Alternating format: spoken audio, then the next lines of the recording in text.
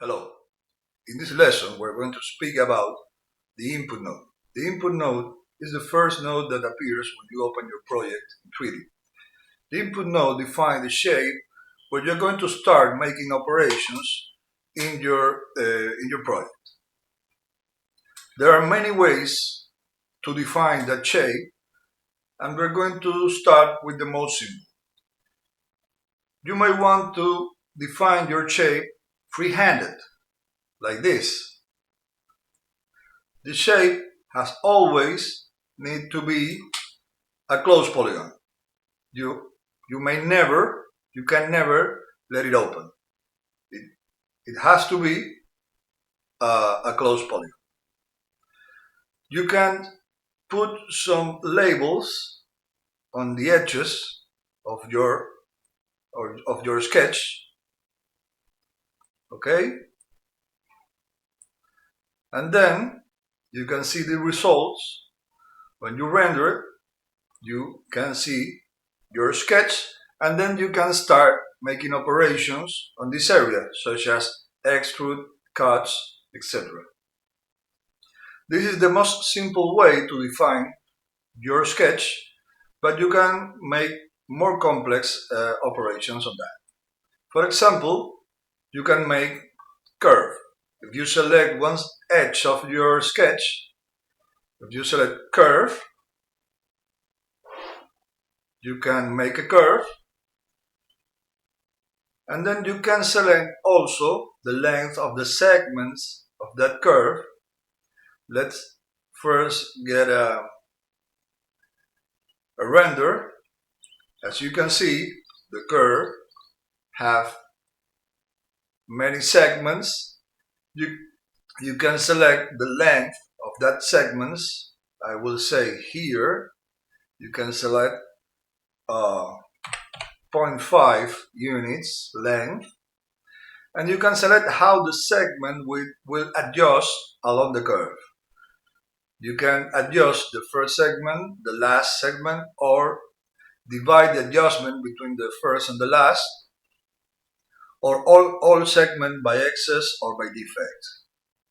I will select by excess, and then, as you will see, on the segment, we're going to have a 0.51 length. It adjusts the segment by excess. Alright? Another thing you can do with your edges is divide it, split it, and modify it, or you can join it, erasing a node, a vertex, like this. Okay? This is the most simple way to define your shape.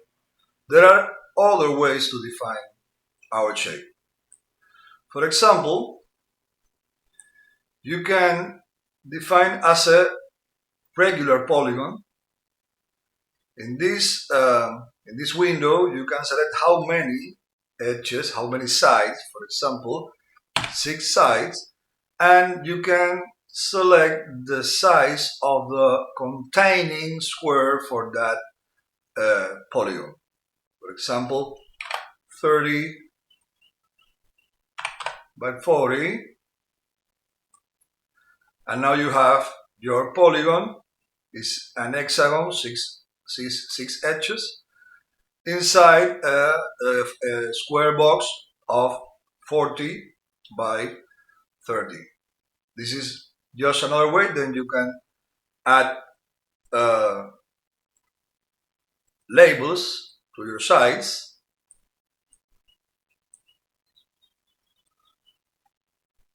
and you can render it. This is your result. The most common way to start a project is using your compass, your compass sketch. Compass sketch directly make a square, rectangular sketch with this size. For example, 30 by 20 and automatically puts labels on the side. That is north, south, west, and east. That's the default labels of 3D. This is the most common way because the most of the time you start using a square and then divide it and then making some operations in your model.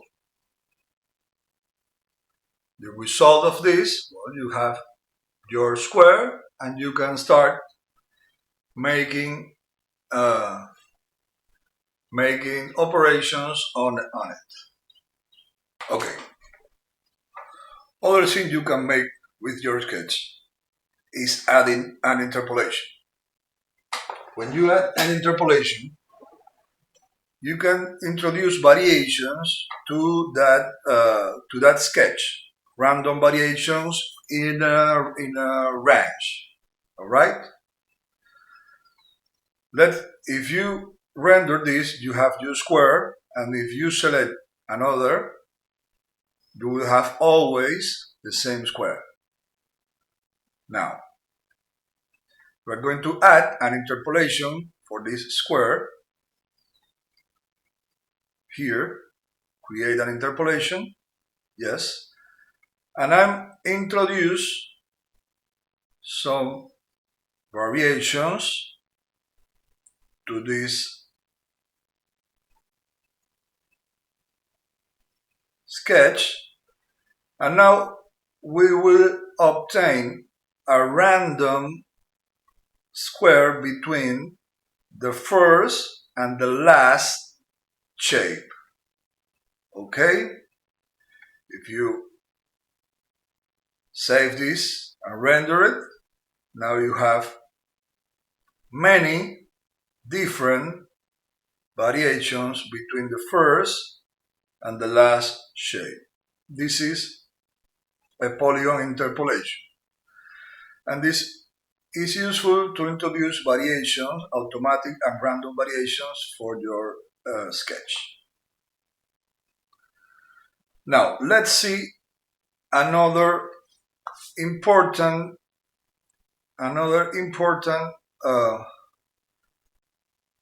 feature for your sketch. Okay, let's undo our interpolation, and now we are going to talk about bindings. Using bindings, you can assign to a variable some values of the geometry of your sketch. Okay, let's start defining a variable. Will be L, for example, our variable L. Now, in this icon, you can add nodes properties, and you can add some bindings. For example, there is a list of different bindings you can add, and I will add this to length. And I will assign to the variable L the length of can be the largest, okay, because there is only one segment labeled south. As you can see, my segment south have 30 units length, and when I render and I select playback, I can see the values of my variables, and as you can see, the variable L have now 30 units. I can use this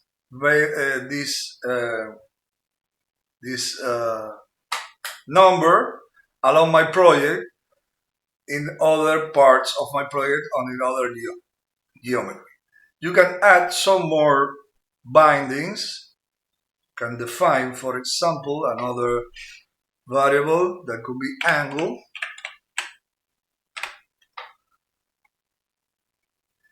And I will say, for example, another binding, the angle between edges, the binding angle equals the angle between an edge labeled south and the other label could be west, for example. In this case, the angle will be 90 degrees. But if I change this shape like this, and I see my variables, now my angle is 51 degrees and my length will be 46. So you can see, yes, the south length will be 46. You have so many bindings to choose and to explore. These make reference to different geometric characteristics of your sketch. Some of these bindings only works with the next sketch that I will show you, that is using DXF and have many areas in the same sketch. For now, the sketch only allowed you to make only one area.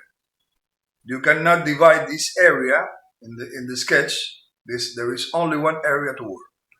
There is another kind of sketch that is using a pre-made DXF file to use it as a sketch. The DXF file can be made using AutoCAD or SketchUp or whatever application that you can make to the graph.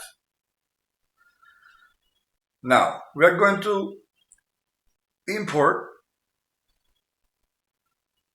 a DXF that will be this one, for example. Let me look for it. Can be this. This is a DXF. Now, as you can see, you have not only one, you have 3 areas to select and to work. Now you have to label those areas. First of all, there's 2 things you have to keep in mind when you make your XDF. First one is you cannot make an XDF with areas with holes. For example, if I erase this and this segment, I will obtain an area with a hole. The system cannot work with that. And the system, if you make something like that, the system will only recognize 2 areas and will overlap one over the other. The other thing that you cannot make in a DXF is, for example, if you erase one of these segments, you will have an area that bounds with itself. The system cannot work with that either. So this is the way you can make your DXF. Okay? Now we are going to start labeling the areas. For example, this will be my east area, it will be north, and the rest will be south. This is a sketch with the areas labeled, and now I may want to label the sides.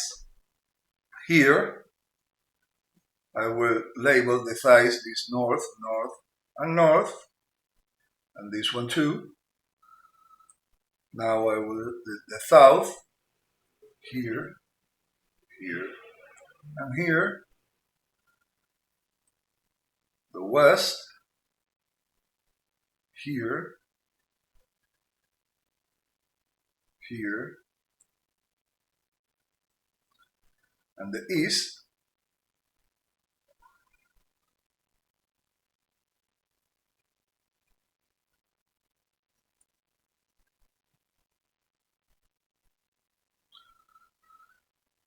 And that's it. Now you have, when you render it, you got your sketch, and you can make independent operations on each one of those areas. Why is this useful? This is very useful when you need to build a city scene.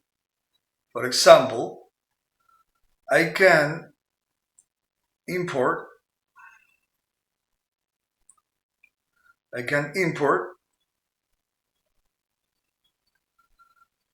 a whole city scene. That could be this one. Let me look for it.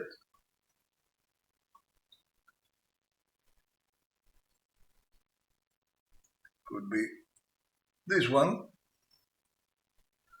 This is a city scene. This is a city map. And now I can label where the buildings will be. These are the buildings. I'm not going to label the sites. This is just an example. But I can now select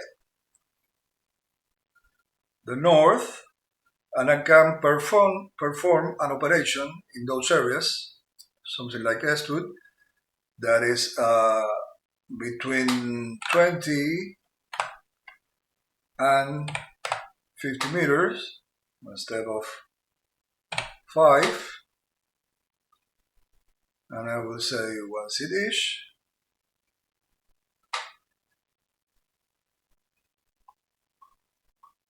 What did you add there? There you go. This can be the principle of a city scene. That's it for this lesson. In the next lesson, we're going to be talking about this node, the select node. Goodbye.